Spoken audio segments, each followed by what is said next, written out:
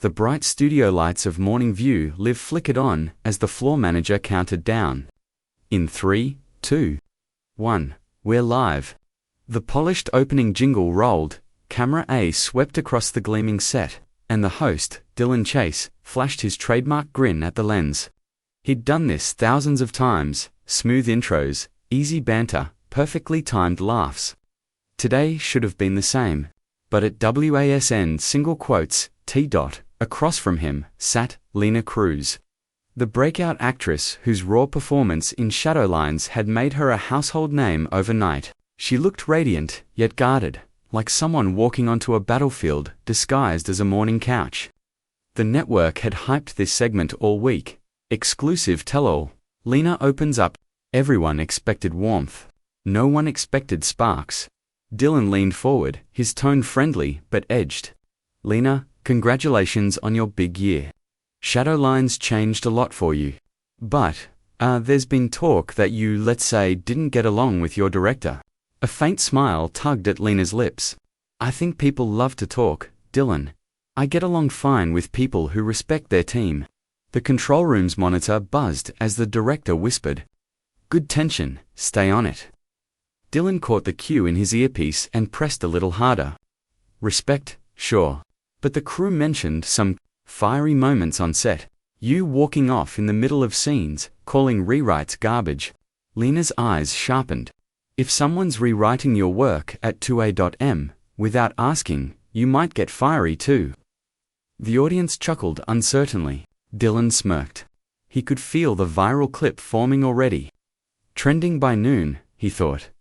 He switched to charm mode. I mean, passion's great. But are you saying you were right and everyone else was wrong? Lena leaned back, crossed her legs, and shot him a look so calm it chilled. I'm saying maybe people confuse a woman having standards with being difficult. That landed like a thunderclap. The live crowd murmured. Someone in the booth mouthed, whoa. For a heartbeat, Dylan hesitated. This wasn't on the teleprompter. The control room urged, move on, new topic. But he ignored it. Ratings loved friction. You're saying Hollywood mislabels strong women. Isn't that a convenient excuse? Lena's brows lifted. You really want to go there on morning TV? Just asking questions, he said, smile fixed tight. The tension thickened. Behind the cameras, a producer silently waved cue cards. Lighten up, commercial soon. But neither noticed. The bright, airy set now felt claustrophobic, every eye glued to the silent duel between host and guest. Lena exhaled slowly. You know, Dylan, I thought we were going to talk about art, not character assassination. He chuckled nervously. Come on, it's not assassination. Viewers love honesty. Honesty. Her tone sliced the air. Then be honest, are these your questions, or the network's? The question froze him. The control booth scrambled. No one wanted the audience to sense the power struggle behind the script. Cut to camera 2. Someone barked. Camera 2 zoomed in on Dylan's uneasy grin. We want insight, that's all. People are curious. People are curious, Lena echoed, voice quiet but sharp. That's the problem. Curiosity's turned into Everyone wants to watch someone burn. Her words silenced the set. Even the cameraman's hand wavered. Finally, Dylan forced a laugh. Well, we're just about out of time, but Lena wasn't done. She leaned forward, eyes locked on him. No, you wanted a show. Let's give them one. You can poke at rumors all morning, but the truth is, half of what you read about me was planted by the same people who profit from my outrage. The producer motioned frantically. Cut to break. But before they could, Lena removed her mic pack. I think that's enough honesty for today. The studio gasped. Dylan tried to recover. Whoa, wait, we're still rolling. Lena stood, calm yet blazing. Then roll. Let them see what real honesty looks like. She placed the mic on the coffee table and walked off set, heels echoing through the stunned silence. The Morning View Live logo spun across the big screen as the floor director finally yelled, cut to commercial. In the control room, chaos erupted. Do we keep it? Do we edit? Someone shouted. Dylan sat frozen, staring at the empty chair across from him. The audience didn't move. Phones lit up. Someone whispered, "She actually left," on live TV. By the time the network cut to a pre-taped cooking segment, the clip was already circulating online. Hashtag Lena Cruz Walkout flashed across feeds before anyone at the studio could issue a statement. Dylan rubbed his temple, muttering under his breath, "She just made herself a legend, and buried me in the process." The clip went viral before the studio lights even cooled. Within an hour, hashtag Lena Cruz Walks Out was trending across every platform. Half the internet cheered her boldness. The other half called her unprofessional. News outlets twisted the footage into headlines screamed, "Lena Cruz explodes on morning show. Host Dylan Chase humiliated live on air." The truth, as always, was messier. Inside Morning View Live's production office, chaos reigned. Assistants were glued to screens, executives barked into phones, and Dylan sat silently at his desk, replaying the confrontation for the 10th time. The glow from the monitor washed his face pale. "Turn it off," he muttered. But no one heard. Producer Mara Ellison entered, clutching a tablet. "We've got 3 million views on YouTube already. Clips are everywhere. Sponsors are calling." Dylan glanced up, eyes heavy. "Calling to what? Pull out or congratulate? Depends on which one." Coffee Pure's furious. "Streamix loves it. They say, controversy sells." She sighed, rubbing her temple. "You crossed the line, Dylan. You pushed too far." "I was doing my job," he said flatly. "She wanted to talk about respect. I gave her a platform." Mara looked unconvinced. "You wanted a viral moment. Now you've got one. But she's the hero in it, not you." He didn't answer. Deep down, he knew she was right. Meanwhile, across town, Lena's phone wouldn't stop buzzing. Her publicist, Renee Torres, was already at her apartment when she arrived. "Before you say anything," Renee started, "I've spoken to the network. They're spinning this as a miscommunication. But Lena, it's everywhere. Clips, memes, remixes, you name it." Lena dropped her purse on the counter and exhaled. "Let them spin it however they want. I'm done apologizing for existing." Renee frowned. "You know the rules. Networks have long memories. You walk off live TV, they blacklist you. We need to control this before it defines you." "Defines me," Lena scoffed. "I defined myself years ago." Her phone pinged again. A notification. "Lena Cruz, unapologetic or unstable. Vote now." From an entertainment poll, Lena turned the screen face down. "This is what happens when you don't play nice. They call you difficult." Renee hesitated. "What if we lean into it? Use the momentum. Post something bold. Don't apologize, explain." Lena stared out the window, thinking. The city buzzed below, alive with opinions about her life. Not yet. Let them talk first. The longer they guess, the more power I keep. Back at the network, Dylan's dressing room door was half closed when his producer poked in again. "PR wants you to issue a statement." He looked up. "What kind?" "The kind where you look sympathetic but not guilty, right?" he muttered. "So, corporate poetry." Mara handed him a draft. "Say you respect Lena, you regret the misunderstanding, you hope to have her back." He scanned it. "She'll never come back. Doesn't matter. The audience will think you care." Dylan leaned back in his chair, expression tightening. "I don't like playing the villain, Mara." She met his eyes. "Then stop acting like one." Her words stung. For years, Dylan had built his brand on control, keeping interviews sharp but polished. What happened today wasn't control, it was chaos. And he'd lost it live on air. He scrolled through his phone, comments flooded in. Some defended him, but most didn't. Typical host can't handle strong women. Dylan got owned. She walked out like a queen. He threw the phone aside. The silence afterward was worse. By late evening, talk shows and podcasts were dissecting the clash.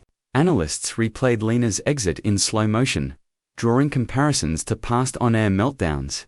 Her calm defiance became an instant meme. The moment she dropped her mic was already being sold on T-shirts. At midnight, Renee called again. Lena, CNN wants a statement. So does Variety. Lena sipped her tea. Let them wait. I'm not feeding their outrage machine. But no, she said firmly. Tomorrow, I'll speak. My way. Renee nodded reluctantly. Then make it count. Once you do, there's no taking it back. Lena smiled faintly. Good, I don't want to take it back. The next morning, Dylan arrived at the studio early. The corridors buzzed with whispers. Crew members avoided eye contact. His assistant handed him coffee with a sympathetic look. Rough night. He didn't respond. The teleprompter scrolled with the day's lineup. New guests, lighter topics. No mention of Lena Cruz. Still, the air felt heavy, like everyone was waiting for a ghost to reappear. When cameras rolled, Dylan smiled on cue, but his voice lacked warmth. The audience clapped mechanically. Halfway through the segment. The floor manager whispered in his earpiece, "We're getting flooded with comments, people asking about Lena." "Ignore them," he said, but his eyes betrayed unease. Across the city, Lena finally opened her laptop. She drafted a single post for her followers, short, direct, and burning with intent. When you speak the truth in rooms built on silence, don't be surprised when they turn off your mic. I'm not angry, I'm awake. Within minutes, the post exploded. Millions of likes, thousands of comments. Celebrities reposting in solidarity. By noon, her quote was on magazine covers. Headlines declaring, "Lena Cruz breaks her silence." The war of perception had begun, and this time, Lena wasn't backing down.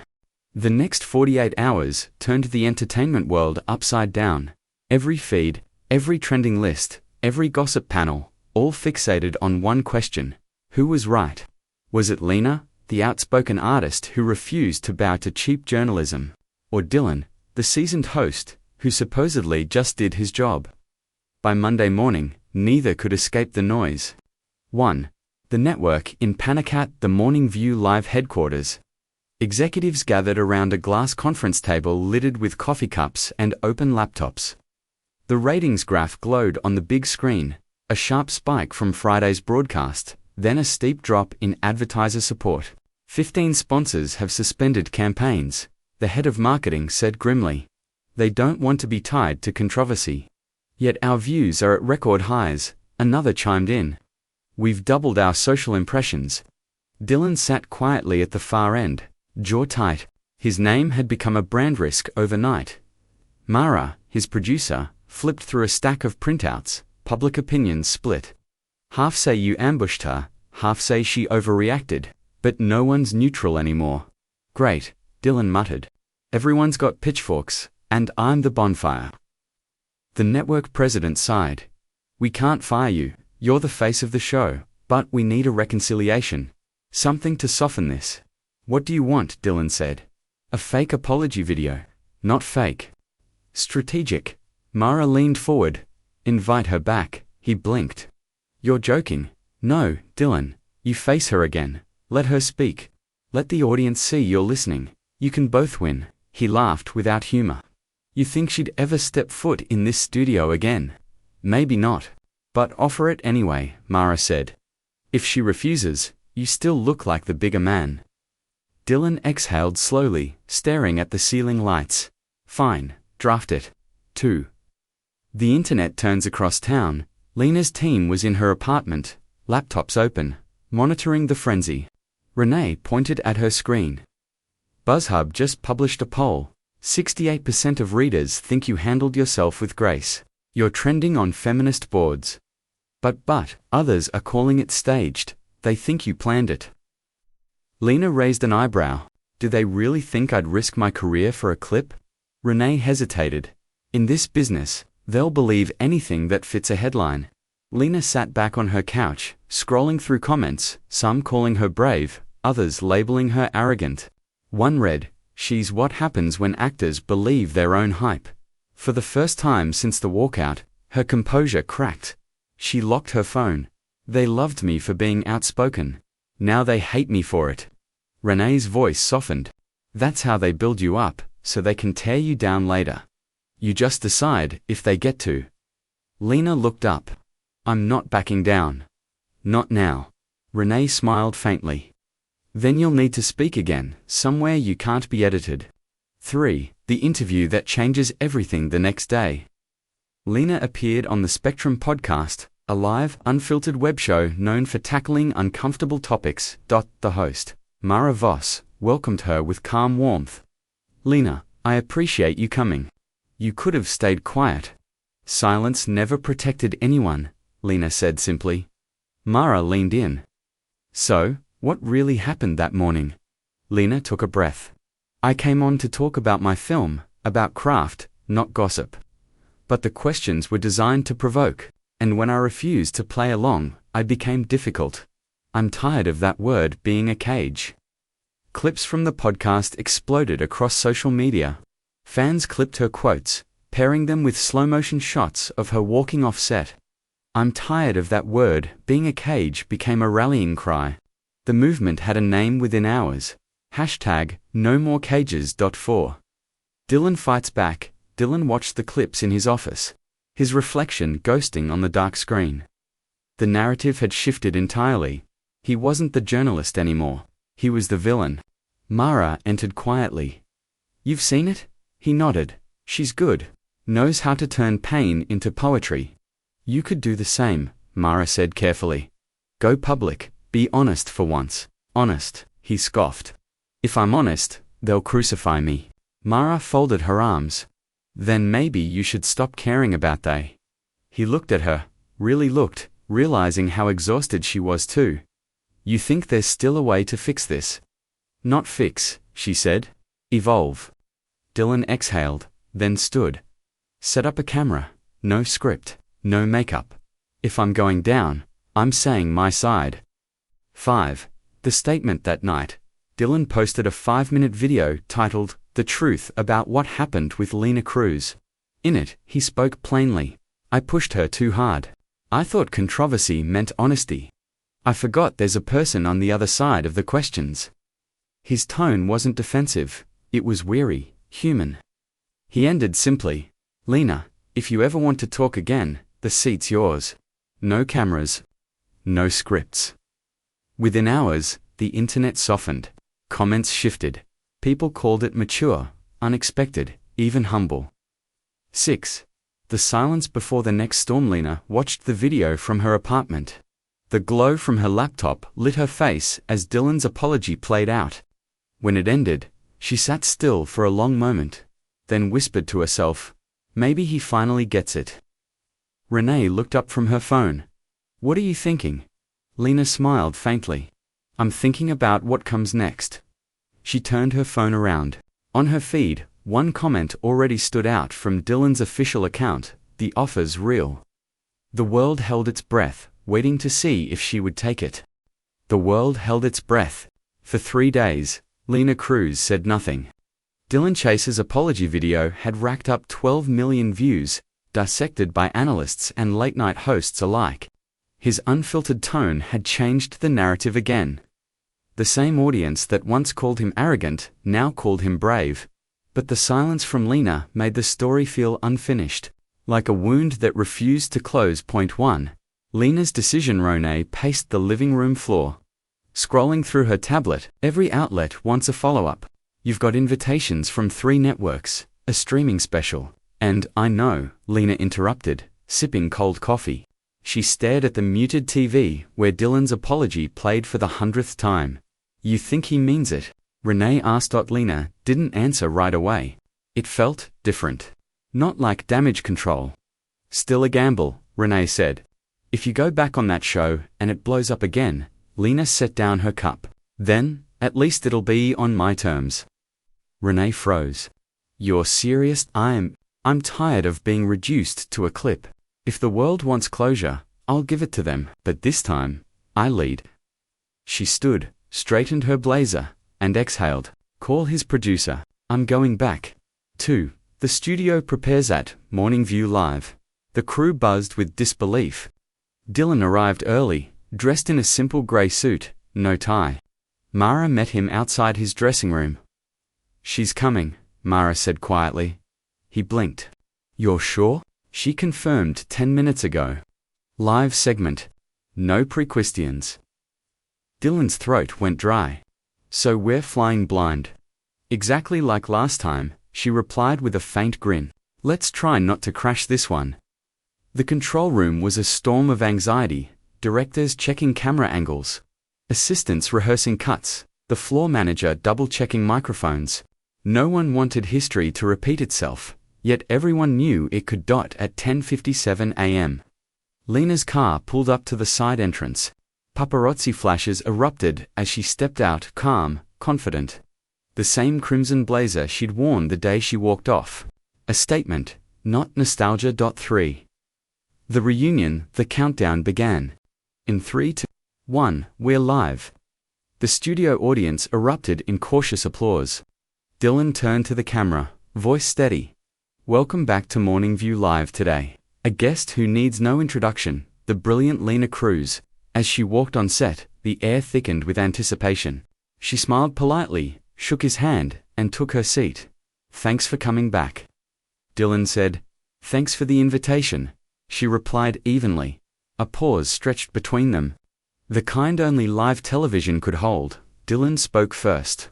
A lot's happened since our last conversation. I wanted to start by saying, I was wrong. About how I handled things. Lena studied him, weighing every word. That's rare. Hearing that ANA, he smiled faintly. It's rarer admitting it. The audience chuckled softly, the tension cracking just a little. Lena leaned forward. I didn't come to argue, Dylan. I came because I believe accountability matters. For both of us. He nodded. So let's talk. Not about rumors. About what really matters, your work, your message. For the next 10 minutes, the tone was respectful, raw, almost therapeutic. They spoke about artistic control, media narratives, and the impossible standards placed on women in entertainment. The chat felt honest to professionals finally speaking like people. Not performances. 4. The twist then, just as things were settling, Dylan's earpiece buzzed. The producer's panicked voice, new clip trending, roll it now. Without warning, the monitor behind them lit up with a tabloid video. Grainy backstage footage from the day of the feud. It showed Lena snapping at an unseen staffer. Gasps rippled through the crowd. Dylan turned, horrified, cut the feed. He barked, but the control room had already aired it live. Lena's jaw clenched. The same humiliation, all over again. You planned this, she said, voice low but trembling. No, Dylan said quickly, standing. I swear to you, I didn't. Mara's voice boomed through his earpiece. We didn't cue that someone hacked the feed. The chaos returned. Crew members darted across the floor, trying to kill the monitor. The audience whispered, phones already filming. Lena stood up slowly, breathing hard but steady. I came here believing people could change, she said, turning to face the cameras. Maybe I was wrong about the system, but not about myself. She turned to Dylan. I believe you, but I don't believe this place anymore. And then, in an eerily calm motion, she unhooked her mic again. The studio went silent except for her heels. Against the floor, she stopped at the edge of the stage and looked back one last time. Next time someone tells you the truth, don't let the noise drown it out. She walked off set again, but this time it wasn't anger. It was freedom. 5. Aftermath. When the cameras cut to commercial, Dylan stood frozen. Mara burst onto the stage, furious and breathless. It wasn't us, Dylan. The network feed was hijacked by some entertainment blog. They wanted the footage for clicks. He stared at her, speechless. She'll never believe that. She will, Mara said quietly, glancing toward the exit where Lena had disappeared. Because she looked in your eyes and saw you didn't do it. 6 across town in her car, Lena stared out the window as the city passed by. Renee sat beside her, phone buzzing non-stop. Lena, it's happening again. The clips everywhere. Lena smiled faintly, exhaustion softening her expression. Let them post it. The truth doesn't need defending. She looked up at the skyline, her reflection merging with the light. This time, they filmed me walking away from noise, not from myself. The internet went nuclear.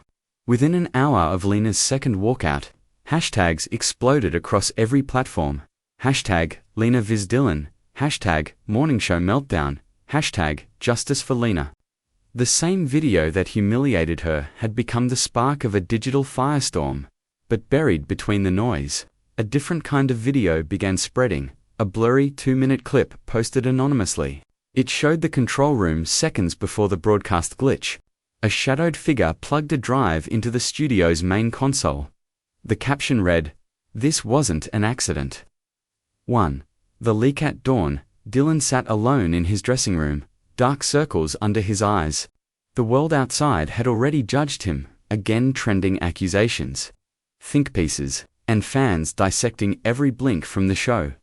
He scrolled through comments until one caught his eye. Look closer. Someone set him up. He opened the attached clip. His pulse quickened. The timestamp matched the moment the hacked footage aired. Whoever leaked it knew the system. He called Mara instantly. "Meet me at the studio. I think I know who did it." 2. The setup. When Mara arrived, the building was quiet. Security guards whispered about the hacker. Dylan was pacing near the monitors, laptop open, eyes burning with focus. "I replayed the feed," he said. "Whoever plugged that drive in, they knew the system ID codes. That means production access." Mara frowned. "You're saying it's someone inside?"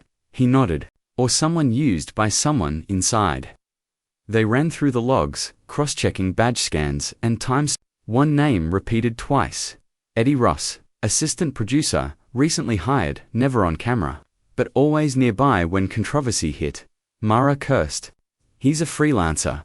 Network brought him in last month." Dylan's phone buzzed again, a text from an unknown number.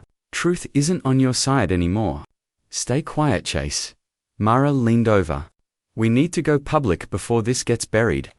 "No," Dylan said firmly. "Not yet. Not without her." 3. Lena's quiet resolve. Across town, Lena sat on her apartment balcony, city lights stretching below her. She hadn't slept either. Renee's voice echoed through the phone. "Everyone's offering interviews. Late night, podcasts, even streaming exclusives. You can name your price." "I don't care about the money," Lena said softly. "They turned truth into entertainment. I'm done performing." Renee hesitated. "And if Dylan calls?" Lena didn't answer until her phone lit up with his name. She exhaled. "Hold on," she pressed. "Except point 4. "The call, Lena," Dylan began quietly. "Before you hang up, please listen. Someone planted that footage. We found security logs. It wasn't me. It wasn't the show. Someone wanted us to clash again." Lena's silence was heavy. He continued. "I know you don't owe me anything, but if we don't fight this together, they'll keep using us as fuel for their headlines." Her tone was calm but edged. "And why should I believe you now?" "Because this time," he said, voice breaking slightly, "I'm not asking you to forgive me. I'm asking you to help me finish what we both started, exposing the machine behind this circus." For the first time in days, Lena felt something unfamiliar. Clarity. "Send me the proof," she said. 5. The live confrontation. 2 days later, a surprise livestream appeared on Dylan's verified channel. No promotion, no sponsors, no network approval. Just 2 chairs, a camera, and the words "Uncut Truth." Dylan sat on one side, Lena on the other. The chat window exploded instantly with hundreds of thousands of viewers. He spoke first. "We were both played," Lena nodded slightly, "by people who profit when artists become stories instead of voices." He pulled up the leaked control room footage and froze it on the frame showing Eddie's face. "This is the man who hijacked the broadcast. He wasn't acting alone. The network pressured him to create viral moments. That's what they called it." Gasps flooded the chat. Screenshots, hashtags, outrage, all in real time. Lena leaned toward the lens. "This isn't just about me or Dylan. It's about how easily truth gets rewritten for ratings. Every headline, every clip, they want us fighting so they don't have to answer for manipulation." Her voice steadied. "We're done being entertainment for someone else's profit." 6. The fallout: within hours, the stream went global. Networks scrambled to deny involvement. Eddie Ross was placed on immediate suspension, and an internal investigation was launched. The hashtag Uncut Truth trended worldwide. Lena's name was no longer tied to scandal, but to courage. She turned down exclusive interviews, refusing to monetize the chaos. Instead, she announced a new platform, Truth Frame Media, an independent digital show where artists could speak unedited. Dylan, too, left the network days later. "I'd rather lose a paycheck than my integrity," he told reporters. 7. The final scene: months later, Lena and Dylan met again, this time not in a studio, but at a small cafe overlooking the city. No cameras, no producers, just quiet conversation. Dylan smiled faintly. "You ever think we'd make peace after all that?" Lena laughed softly. "Peace isn't given, Dylan, it's chosen." They clinked coffee cups. Outside, life moved on, unaware of the two people who had turned a televised disaster into a moment of awakening. As they stood to leave, Lena glanced back once at the skyline. "I used to think being heard was everything," she said. "Now I know being understood is better." The wind caught her words, carrying them somewhere unseen, maybe to the same audience who once misunderstood her. And for the first time since that infamous morning, Lena Cruz smiled without fear of how it would look on camera.